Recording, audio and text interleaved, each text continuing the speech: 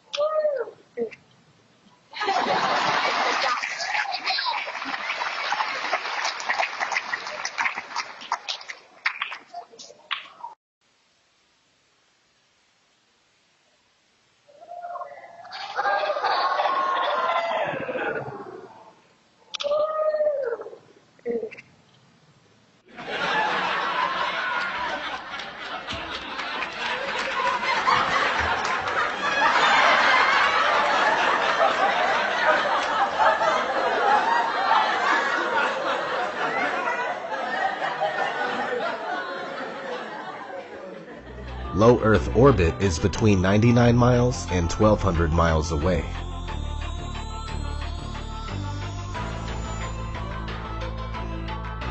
The moon is claimed to be 238,000 miles away. That's a big difference. This is the spacecraft that's going to take humans to explore the solar system. It's the next big step for NASA in exploration. Called the Orion Multipurpose Crew Vehicle, or MPCV, this next-generation spacecraft will enable America to explore beyond low Earth orbit. The plan that NASA has is to build a rocket called SLS, which is a heavy lift rocket. It's something that is much bigger than what we have today, and it will be able to launch the Orion capsule with humans on board, as well as landers or other components to destinations beyond Earth orbit. Right now, we only can fly in Earth orbit. That's the farthest that we can go. Right now, we only can fly in Earth orbit. That's the farthest that we can go. And this new system that we're building is going to allow us to go beyond and hopefully take humans into the solar system to explore. So the moon, Mars, asteroids, there's a lot of destinations that we could go to, and we're building these building block components in order to allow us to do that eventually. The moon, Mars, the moon. The kinds of technologies that we're testing out on Space Station are definitely helping us with our goals of going beyond low Earth orbit. A set of crewed flights will test and prove the systems required for exploration beyond low Earth orbit.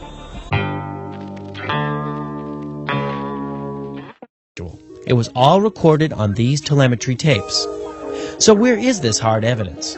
I haven't seen anything that indicates the telemetry data is even in existence, and as I said, even if we had it, we don't have the machines to play it back. But your own research has shown the telemetry data is missing. That's right. Could this be true? Mankind's first interplanetary exploration and the original science data is missing? Apollo 11, this is Houston. Radio check, over. If it's anywhere, it should be here at NASA's Goddard Space Center in Maryland, home to the National Space Science Data Archives. This film you're making now, what is it? This is a film trying to prove that Apollo 11 happened. Does it have a name? I mean, do you have a name for it yet, or I'm calling it Did We Go? Did we go? Okay. Doesn't have it either. The Smithsonian doesn't have it. Johnson doesn't have it. Right. We've been unable to track it down. I mean, we don't know where this telemetry data ended up, and we don't know what path it may have taken. So, unfortunately, I'm afraid I can't really give you much of a clue as to where this data ended up and whether it still exists or not.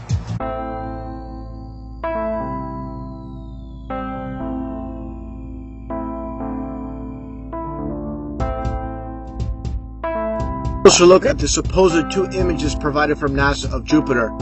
Here's the problem again, 2016, 2014. What's the difference here? Well, the difference is they added the supposed auroras on the north, and this is nothing but a Christmas tree. Give me a break, take a look here. I mean, all the clouds are in the same exact position. Just the 2016 image is a bit, I would say, darker. It's a bit lighter in 2014. Here's a side-by-side. People can't see what's taking place here with NASA. Nothing more than fakery. I mean, give me a break. This is a complete insult if you have a brain in your head.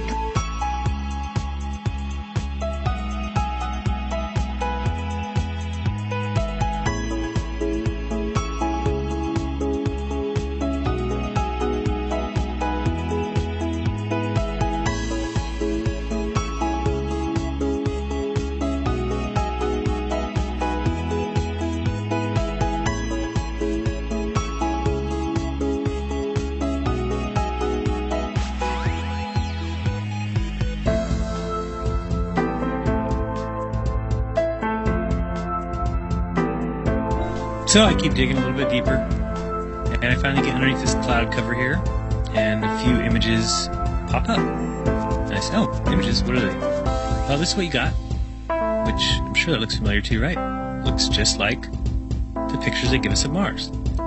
So I'm just kind of creeping around here and definitely noticing the same kind of undulation changes and same kind of rock, same kind of dirt. The only thing that's missing is that nice little red tint that they pay somebody $150,000 a year to put on there, right?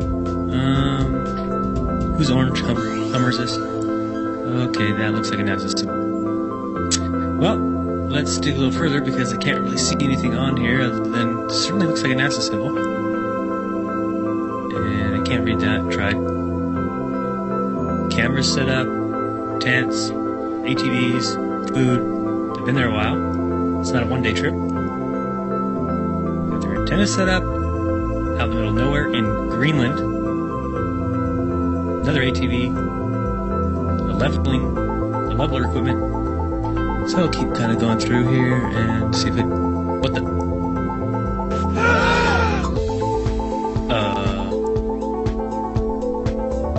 Yeah.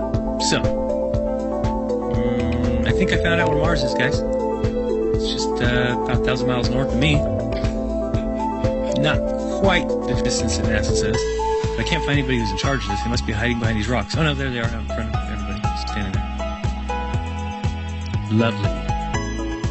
Cloud number 1, cloud number 2, cloud number 3. This thing's just driving around taking pictures.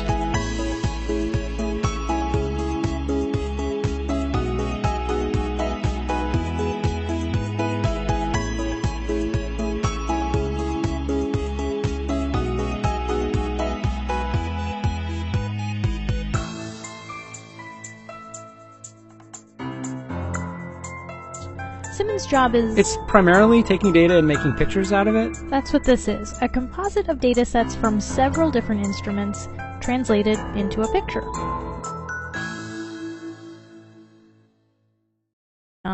It is photoshopped, but it's has to be. Then there was another layer to sort of simulate the atmosphere. And then there's this little bright spot. It's called the specular highlight. So it's the reflection of sunlight off of water. Those are the pieces, but you can't just slap them all together. It just didn't look realistic. It looks kind of flat, looks kind of flat, looks kind of flat, or the clouds are sort of too see-through. So I just hit Command Z a lot. There's artistry to creating the world.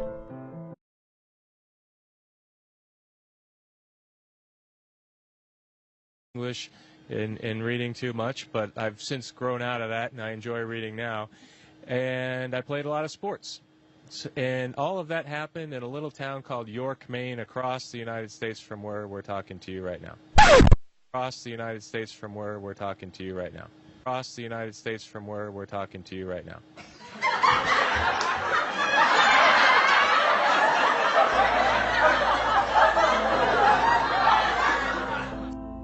And let's enlist the help of a friend, Taxi. You might know her.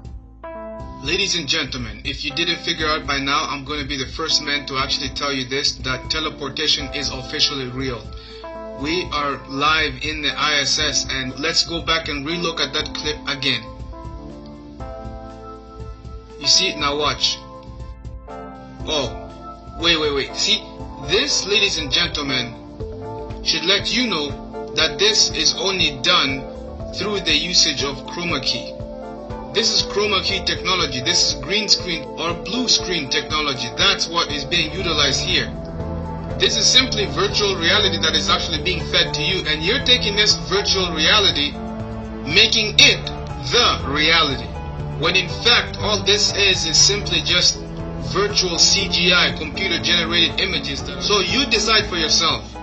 If we have the technology to build the space station and have people go and live in the space station for months and months at a time, and they are there constantly reporting back to Earth the things that they are finding there, then the question is, why go through all this trouble as far as faking the space station itself? Why go through the trouble of faking these people in space who are supposed to be the astronauts who are in space and have their arms disappear from the screen just like that? Why have that? Why go through all that trouble?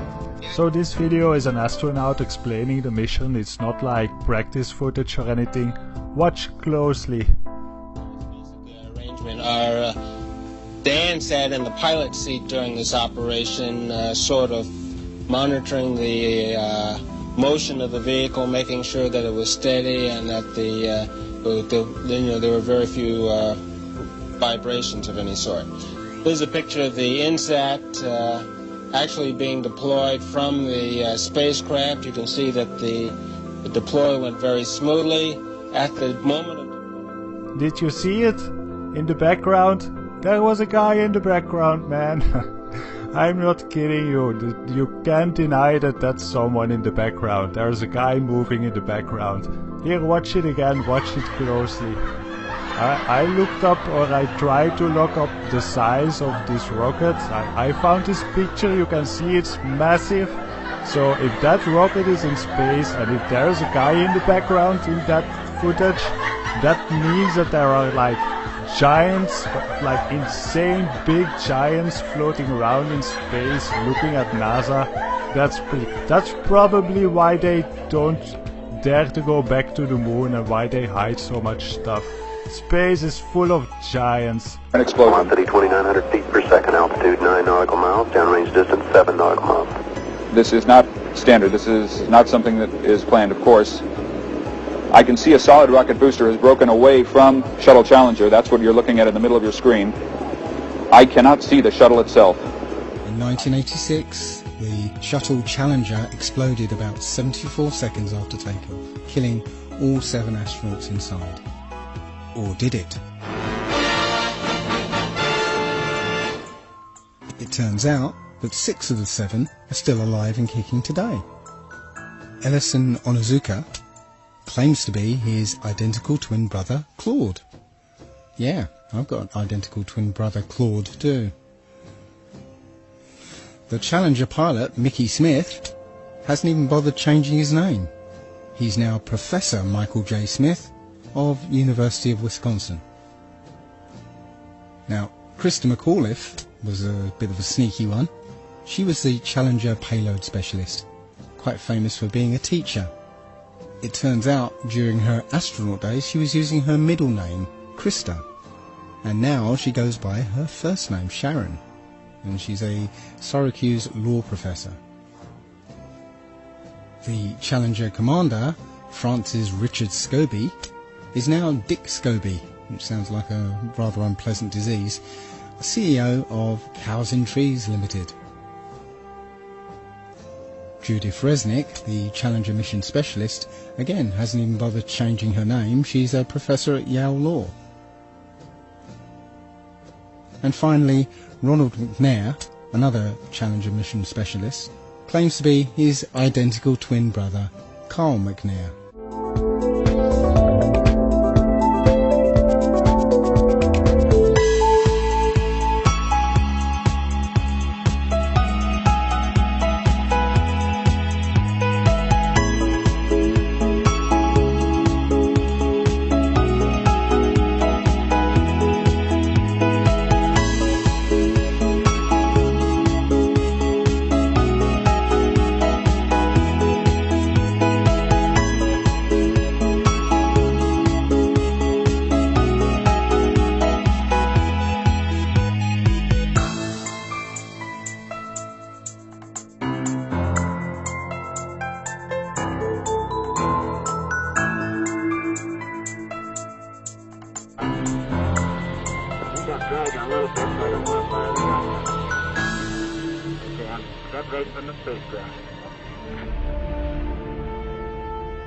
Ed White is flying at 17,000 miles per hour, 200 miles above the Earth.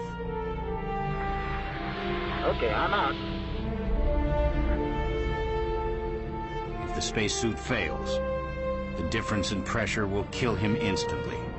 This could be a serious problem because you don't want your stop-motion toy to die in space. As White floats in space, a glove drifts out of the capsule. Oh, so a garden glove floating off makes it real? You're telling me there's an astronaut in space with no glove and a bare hand exposed? And what blew it away? The wind? Today, those pictures are classic. They're still overpowering today to realize number one, it's been done, and that we did it. It blew me away. How easy it was to deceive everyone.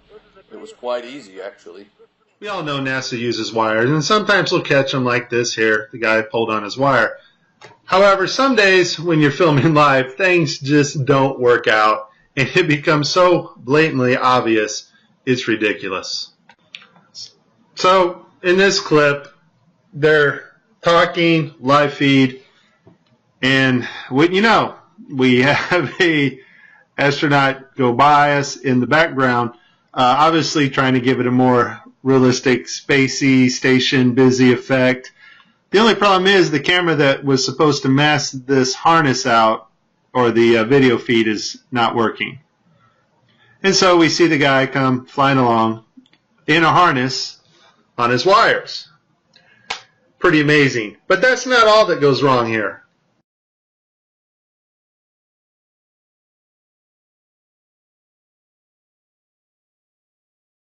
Channel in 3D space. It's virtual reality.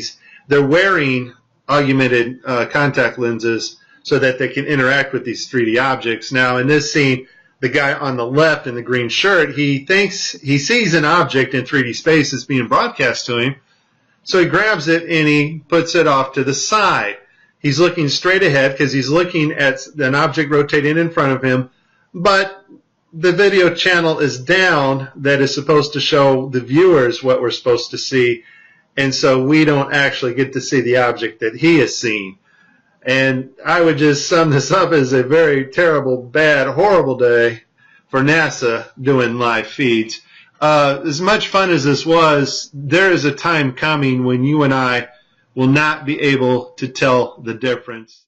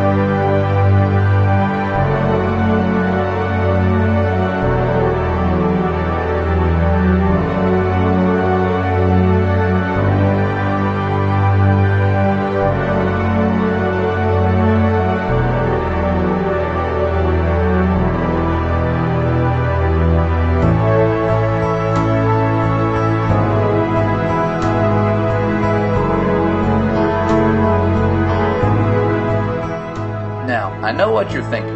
So, NASA is fake, big deal. How does this affect me? Blah, blah, blah. Or you're thinking, no, there's no way my heroes could be lying to me. There's no way that this whole world is in on this big scam. This is just too much.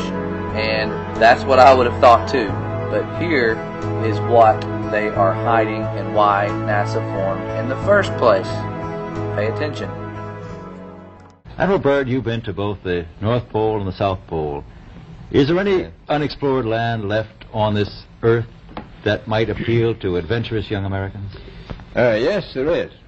And not up around the North Pole, because it's getting crowded up there now, because they find out it's really usable, not only to live in, but militarily. But strangely enough, there's left in the world today an area as big as the United States that's never been seen by a human being. And that's beyond the pole on the other side of the South Pole from Middle America.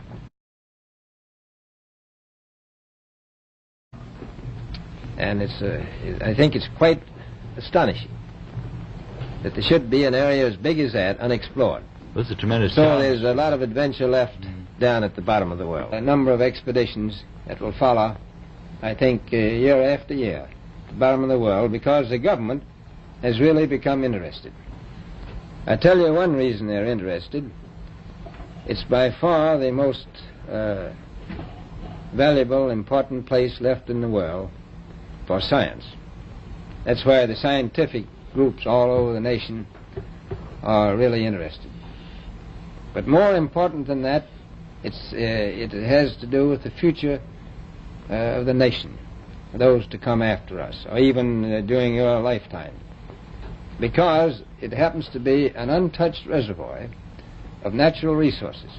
You know, as the world shrinks with an ever-increasing acceleration, far-flung places, once useless, like we thought the North Pole was, and no man's land, become very useful. The bottom of the world will be important, not only to us, but to our allies. And it's the most peaceful place in the world. Well, I'm sure that won't last very long. What are the natural resources there? Well, we've found enough of coal within 180 miles of the South Pole in a great ridge of mountains. It's not covered with snow, enough to supply the whole world for quite a while. Well, that's the coal. Now, there's evidence of many other minerals. We are pretty sure there's oil. Now, that coal shows the bottom of the world. Now, by far the coldest spot in the world. Where that coal is gets 100 below zero in the winter. Well, it was once tropical. So we think there's oil there, and there's evidence, probably uranium there. Is it any secret? Is there uranium there? That would be the only thing that would be practical to actually go after, I suppose. Everything else would be economically unfeasible, wouldn't it? Well, as we recklessly expend our resources, the time will come when we'll have to go after that stuff down there. Well, Admiral Byrd, are private expeditions a thing of the past? Is expedition and exploration, making expedition and exploration now purely a government function because of the tremendous cost No, I and don't think organization? so. I think down south it may be more or less a thing of the past, but not other expeditions that go there. A lot of them go north now. The North Pole is the center of an ocean 10,000 feet deep. The South Pole, the center of a plateau 10,000 feet high.